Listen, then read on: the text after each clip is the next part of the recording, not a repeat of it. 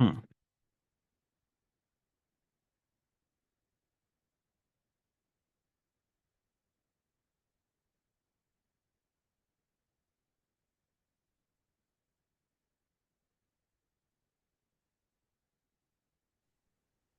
Hi. Good morning to you. Morning. Thinking, How are you? think I've lit too much here. I'll tone myself down a bit. Good to see you. Good to see you too. How's it going? Good. Um, After the conversation, if you could send me, well, I see a bio on your LinkedIn page if you like that one. I'll Oh, I'll send you a better one that's a little shorter than that one. That one's oh, kind of okay. long. And if you have a favorite photo, I mean, you have a lot of photos, but if you have a favorite photo, you could send me Okay. that too. Okay, sure. I will All do right. that. No hurry. Um, Sounds good. what I'm going to do is after we talk and I edit, I'll send you a link, so I'll keep you in the loop. Okay. Sounds All good. good, all good. Thank you so All much. good. Well, Yeah, thanks for asking. I'll start recording now. Okay. I'm Roger Wood. I'm speaking to Elle Shaheen, Portsmouth, New Hampshire resident and singer, actor, creator, entrepreneur, and the list goes on. The list of your accomplishments is too long to say in audio, so I'll have to put it in print. It's so long. Congratulations on that, to being so young and having so much done. Thank you. Um that's quite the introduction. I've never heard it all listed out like that. So that's exciting. Well, you're exciting. You've done a lot. Thank you. And what? Let's talk about your career so far hmm first. Of course, you were educated at Harvard, and that's quite an accomplishment in itself. Um, but you've also sung professionally, and you have acted professionally. Um, I like the reel from um, Fat Pig, a drama you were in. Yeah. I'd like to link to YouTube on that one. Uh, Tell me a little bit about recording that. Oh, that was actually I moved out to LA about a year ago, and I've always known that I've wanted to be an actor. That is my first love. Performing is my Mm, first love. It's the thing that comes the most naturally to me. And ever since I was 5 years old, knew that that's what I was going to do with my life. mm, And so I graduated in 21. I lived in New York for a bit, then decided to make the move out to LA. And when I was out there, I've been a part of some really wonderful acting classes and communities of artists, and just decided to film that scene. So that's actually not from the full play. It's not from a movie or anything. It's just a scene that I decided to film and got the people together and filmed it in my apartment. It's filmed in my in a little office space in my apartment building. So that was very like put together, but I'm happy with how it turned out. Also, I saw your performance in Cleaning House. Very enjoyable singing, very enjoyable Oh, song, thank and you. how it was received. Thank you. Tell me a little bit about that. You're sort of a stand-up comedian in that respect, aren't you? Oh, um, cleaning house. What are you referring to? Recorded live? Yes. Recorded live. Yeah. Um, do you just want me to talk about my experience of putting that together? Is that Well, the you were up question? there on a stage, Yes, I and was. yeah. Yeah, yeah, recorded live was my senior thesis actually. So, my senior year at Harvard, I was a theater major and decided to put together that thesis. That show is really a love letter to my family and to my grandfather in particular. I spent a summer recording my conversations with him and learning about his family history. And one thing that I admire so much in him is his love for music. And he taught me about some really amazing artists that him and his mom, my great grandmother, would listen to. And so I wanted to try to put that all into a show somehow. And so I luckily was able and gratefully able to film that at the music hall, which has been a venue that I've been going to ever since I moved to Portsmouth when I was 7 years old. Hmm. So that was a dream come true to be able to be on that stage in any capacity. It's such an amazing space, and to be able to stand on the stage and look out at the theater, see my name on the marquee outside, it was like a dream come true to be able to film there. And all the script from that show is verbatim interview recordings that I had with my grandfather and conversations I had with myself. Um, so that's why there's some like ums and pauses and weird things in there, because I was just saying the lines verbatim as I said them in real life. Obviously, you sing very beautifully and you act Thank brilliant. you. And from 6 years old, you got the bug. That's amazing. 5 years old. Yes. Yeah, it was very strange because at that point, I mean, neither of my parents are, I mean, they're very entertaining, but they're not actors. Um, and for some reason, it was just like a natural inclination that I had. And luckily my whole family is very supportive of what I'm trying to do, which has made it easier. But yeah, it was just sort of an instant, like, I found what I'm going to do, and I have no plan B. This is like my plan A, so I'm going for it full force. Well, it's good to have the plan A and stick with it, really, isn't it? Yes, exactly. That's what I think too. Yeah. Um, what part of your career do you enjoy most right now? I want to talk about your production company, it's IB Productions. Uh, Mm-hmm. that's very interesting as well. But Mm-hmm. what part of your career to date, and you're very young, do you like best? That's such an interesting question because I feel like I'm such an impatient person, so I'm not really ever fully satisfied with the things that I've done, which sounds that may sound annoying, but it's true. I don't often think about how exciting it is, all the things that I've gotten to do, the opportunities I've had. Um, I think the most exciting is everything's really exciting. If I really get down to it, like I live in LA, I get to pursue what I've always wanted to pursue, which I believe is my purpose in life. Um, I feel unencumbered by like I don't what am I trying to say? I can just grab hold of any opportunity that passes me by, which is really exciting. Um, and I'm just trying to hustle and go full force. Um, but I think the other exciting thing is also just growing as a person and growing up and understanding more about yourself as you're trying to make your dreams come true, which is a big part of life. So it's all exciting if I really get down to it, I think is It's my it's okay answer. to be introspective and self-critical. Believe me, it's Yeah. widespread in Yeah. your business and in the media in general. I mean, Yes. you look Yeah. back at what you've done and say, "Oh, I could have done that better," right? Yeah, exactly. Hmm. Um, I think I'll always deal with that though. So I'll just get used to that element.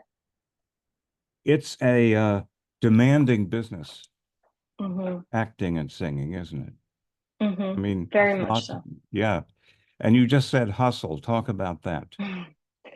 Um, yeah, I feel like I've learned more. This is pursuing the performing arts, whether that's in LA or New York or wherever, or creating my own work, has always been my dream and what I wanted to do. But my understanding of that when I was little is very different to what it actually means to be pursuing those things.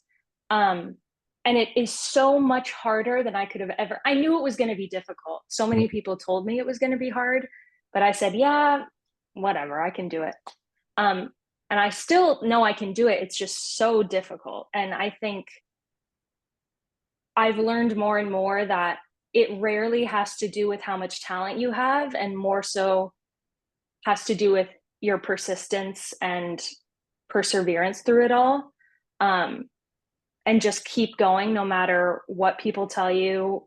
I've had people tell me I suck, my writing sucks, I'm not good enough for this, I'm not pretty enough to be that. And I've luckily allowed myself to tune those people out and just Good. have a really almost like blind belief and confidence in myself that it's going to happen no matter what people say. Um, and I think that that plus the hustle of just grabbing hold of any opportunity, meeting as many people as I can, Mhm. um, talking to as many people as I can, just putting myself out there as much as possible, has worked in my favor so far. I'm hoping it will keep working in my favor Yeah. as I So keep going. talent has very little to do with it in a way, right? I mean, Yes. it's the hustle and maybe who you know. Yeah, I think who you know is a big part of it, which is why I feel like I'm trying to, the only way you get to know people is by putting yourself out there. So Mhm. moving cross country, not knowing anybody, I had only been to LA once before I moved there.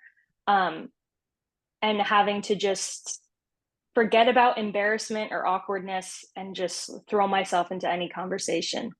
Um, Still working on it. Sometimes it's still uncomfortable, but that I've been emailing as many people as possible, getting in touch with as many people, and if they find me annoying, they won't respond, and that's fine with me. You lived there and in New York, right? I go back and forth. Yes, yeah, Mm. Mm. hmm Right now, yeah. based in Portsmouth. How do you find life in those two cities and working in those two cities? It's very hard.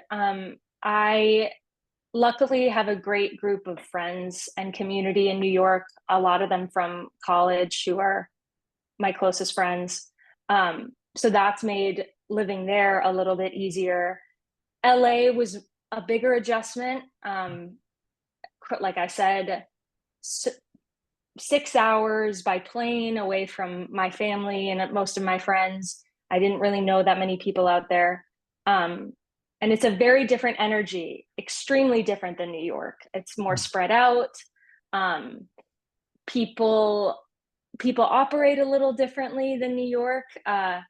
So I like I said, I luckily have gotten to be a part of really wonderful acting classes and programs that has let me meet very wonderful people out there.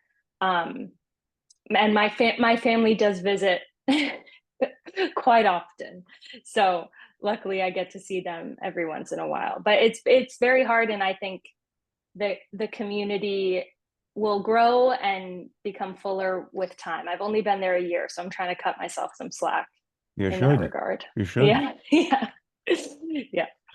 Talk about Type E Productions. Yeah, Type B Productions, I started in high school, actually, my freshman year of high school. Um, I had always wanted to do a production of The Diary of Anne Frank and was really fascinated with her story and the play that had been written about it. Um, and no theater at that time was doing it. So I thought, well, I'll just put it on myself. And that sort of was the impetus to create a company that would allow me to create my own work in whatever capacity, whether that's a play about my experience with diabetes, whether that's a feature film script based on the Ellie and Coach book, whether that's my thesis recorded live. And it's led me to a lot of other wonderful opportunities as well. But that was what prompted it. And I got to partner with the Seacoast Rep, Rochester Opera House, to put that production on, which was my first ever foray into producing and theatrical producing anyway. So it was really cool. I'm very lucky to have it. It's grown as I've grown. Um, and I recently was just on set for a short film that Type B is a producer on. Um, so it's transitioned a little bit more into film and television um, as I've found myself more focused on that. But the whole company was really founded on this idea that art, performing arts, can be used as advocacy and an education tool, and that's what I found myself using it for as a type 1 diabetic. I was diagnosed when I was 8 years old. I knew my love for theater before I knew life with diabetes. So that's sort of what kept me sane in the years after diagnosis, and still does, was theater and performing. It was what made me feel like myself when all of a sudden I wasn't feeling like myself physically because my body was changing. Um, so it's centered around this idea that art can create some sort of social impact, whether that's through collaboration with places like Joslin Diabetes Center in Boston, whether that's collaborating with other artists and production companies. So I would say it's very collaboration focused and centered. Do you enjoy producing? Is it fun? I I mean, rewarding? it's it can be. There are moments when it's not. It's a lot of um it's a lot of no's, just like acting is. It's a lot of rejection. But I do like, and I think what's becoming more and more popular as we've seen people like Lin-Manuel Miranda or even Reese Witherspoon, who have taken their talent, their creativity into producing their own projects. I like having that kind of control over things, even though sometimes it's not really control. But because as an actor, a lot of the time you're mostly waiting for people to say yes to you, and having to deal with jumping through all these hurdles just to get approved by people. So Mm. being able to say, no, this is what I want to do, this is how I want to make this happen, and I'll pull whatever resources I can to do that. I think that part is very rewarding, the sort of creative control that I think you don't get as much when you're acting. Well, how has the ups and downs, or have the ups and downs of diabetes interfered with your life dash career so far? I don't know if interfered is the right word. They do affect my life every day. I mean, I wake up thinking about if there's a chance that, something bad will happen, if I'll have a low blood sugar, if I'll have a high blood sugar. There's just constant 24/7 anxiety and worry, that has never gone away, Mm. since I was diagnosed. I think it doesn't interfere with what I do, but it does impact what I do, certainly. Um, I think it's made me stronger and more responsible, I would like to think. Um, but it's definitely impacted the work that I've tried to do. And I feel like I've never seen personally, I've never really gotten to experience someone who's trying to do what I do as a type 1 diabetic, who's, whether that's a Broadway performer, a film actor, a producer. So I guess in some ways I'm trying to be an example of what I wanted to see as an 8-year-old girl who didn't know what my life was going to look like all of a sudden. Mm. And so I love creating characters that have type 1 diabetes, or their story centers around their experience with the disease. But I also love the idea of me being able to be on screen and just have my insulin pump or my continuous glucose monitor on screen, and just knowing that those people exist. I think And are that's dealing really with it, special. and are dealing with it. Exactly. And I think being able to see even just that, like, I think there was a Disney movie recently, it's called Turning Red, and there's a cartoon character with a continuous glucose monitor. And for some reason, seeing that, even that split second of representation in that way, I think is so powerful. So I'm hoping to be an example that type 1 diabetes or any sort of chronic disease does not have to define what you do in life or your passions. If anything, it can help you, which I Mm. think it's helped me. So How has technology evolved, or the drugs or medicine involved, that has improved your situation through the years? yes, technology, medicine, research, science it's incredible, the advancements we've made, even just the past 16 years from when I was diagnosed, but even in the past 3 years, 5 years. When I first was diagnosed, I had to test my blood sugar 10 to 12 times a day. So that's a finger prick. I had to give myself insulin shots anytime I needed to eat, before I went to bed, when I woke up, if my blood sugar was high. Um, and then I transitioned to an insulin pump, and that had tubing, but was better than shots. And then um, years went by, and I have a continuous glucose monitor, so I can Mhm. see my blood sugars on my phone. I actually now use an app that my mom actually had to build herself. It's called the Loop system, Mm. which basically lets my monitor and my insulin pump talk to each other and sync with each other. So if they see that, if my continuous glucose monitor is saying my blood sugar is going low, before this system, my pump would still be giving me insulin because that's what it's supposed to do. But with this app, because they're able to talk to each other, Mm. my pump will stop giving me insulin. Um, and so hopefully that's been a really exciting advancement. There's still so much more to do. My mom has been going full force working for Army, which is doing a lot of things, but cell regenerative therapies. So hopefully in the next like 3, 5 years, I'll be able to be a part of some sort of trial where I'll be um, getting cells inserted, beta cells that will basically reboot my endocrine system, and I won't have to use any sort of insulin pump. Um, so that is virtually a cure for type 1. That, in comparison to where we were when I was 8 years old, is unbelievably different. And just being able to see the work that my mom is doing, that my grandma is doing on the diabetes caucus, the Senate Diabetes Caucus, um, me understanding it as an advocate as well. It's, I really believe, and I know so many people are told this, but I do believe that I'll get to experience a cure in my lifetime. I think now feels like the closest we've ever been to actually um, returning on that phrase, but I think it could really happen. So it's Well, very different and better.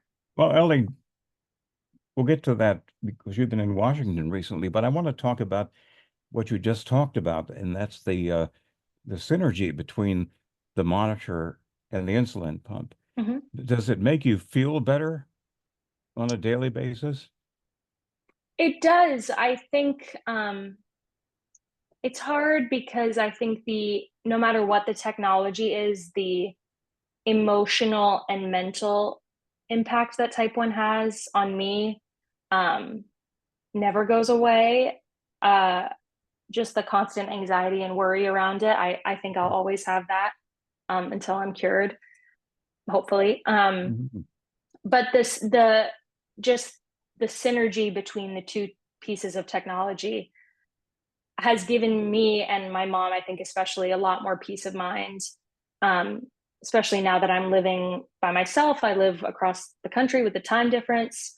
Uh, just my mom knowing that the technologies are working together, um, I think is definitely made my life easier and her life easier, I think. Your journey recently to Washington, can you talk about that as it relates to this Sure. disease? Um, yeah, so I was very lucky to be able to go to Washington, D.C. in early June with, they're formerly known as JDRF. They recently changed their name to Breakthrough T1D. And they do an event every year. It's called Government Day, where they take different members of their advocacy community to Washington to meet with their representatives about diabetes research, government funding for diabetes research, um, insulin affordability. That is obviously has been a huge topic. So I was technically part of the Southern California chapter of Breakthrough T1D because I am now a SoCal resident. Yeah.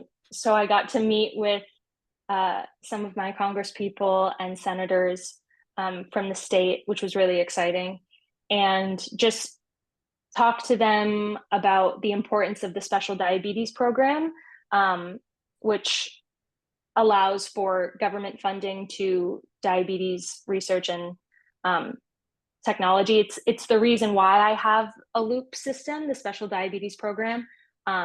It's why I have a waterproof wireless pump. It's why I have a continuous glucose monitor. And that program is actually up for expiration in December. So we were really trying to push the representatives that I was speaking to ensure that we get that funding again. And another huge topic was insulin affordability, which some of the representatives I spoke to, most of them luckily supported affordable insulin, a $35 cap on insulin prices. Others, not so much. But in general, I think you don't have to be on any side of the aisle to understand that Americans deserve affordable insulin. That is a bipartisan policy issue. It doesn't have to. It's not a. What am I trying to say? Well, Yeah, go ahead. Yeah, well, yeah, I was just saying, I'll simplify it a little bit, but I don't think you have to be on either side of the aisle to understand that Americans deserve affordable insulin. It's insulin for a diabetic is like food, it's like air, it's water. It is something you need every day in order to survive. So the idea that people in this country in 2024 have to choose between paying for their insulin or paying for rent or paying for groceries or transportation to their job is ludicrous to me. And the idea that because of whatever party you align yourself with, you decide that you can't support that is also ludicrous to me, because it seems like a basic human right. So we were trying to really hit that one home as well. Yeah, well, your grandmother is in the U.S. Senate, and I'm sure she's been supportive of your Yes. battle. Yes. Yeah. Talk about that. Well, yeah, she's both her and my mom have been more than supportive. And I'm grateful to have someone like my grandmother, who's the co-chair on the Senate Diabetes Caucus with Senator Susan Collins from Maine. I feel much more hopeful about my lifetime with type 1, knowing that someone like my grandmother is fighting for diabetes research and diabetes policy in US government. I think having her as an advocate has been so important to my journey and what I have access to in terms of technology, in terms of research. So I'm very thankful for her for that in that regard. And the same goes for my mom. I mean, when I was diagnosed, my mom threw herself into diabetes research and has made it her mission to cure the disease, which I really believe, because of people like her, because of people like my grandmother, that we will be able to benefit from a cure in my lifetime. So I can't thank them enough for the work they've done so far. And cure while you're still young, that would be really excellent. That would be really nice, wouldn't it? I know that. Fingers crossed that it comes sooner rather than later. So it's sad that that research isn't at the top of the priority. Exactly, and we're seeing an increase of diabetes diagnoses, not just in the United States, but across the world. And it is crazy that a disease that is so prevalent still has such little understanding around it, like general understanding about what it is. I still meet people today that don't know the difference between type 1 and type 2. I've recently met with representatives that didn't know the difference between type 1 and type 2. So there's so much, we've done such incredible work since I was diagnosed, but there's so much more work to be done. So yes, it's unfortunate that it hasn't been a top priority, but I'm hoping after Biden recently passed the $35 Medicare cap on insulin, I'm hoping that will create some sort of snowball effect in terms of government funding and research. And I think it will be exciting. The next few years in terms of research, I think will be very exciting. Well, to kind of wrap up, Elle Shaheen, where is the future heading right now? In the immediate future, what are you doing? The immediate future. Well, immediately I'm going back to LA tomorrow. So that's in my immediate future. The industry is a bit slow right now, and middle of summer, not a lot is happening. So I think in the next few months or so, we'll see projects go into production and auditions will start to happen. Um, I'm in the immediate future, I'm working on a feature film adaptation of Ellie and Coach, which is a book my mom wrote about her parenting a child with type 1 and us getting a diabetes alert dog named Coach who can smell when my blood sugars go low or high. He's very special. So I've been working on a feature film version of that, which has been really exciting.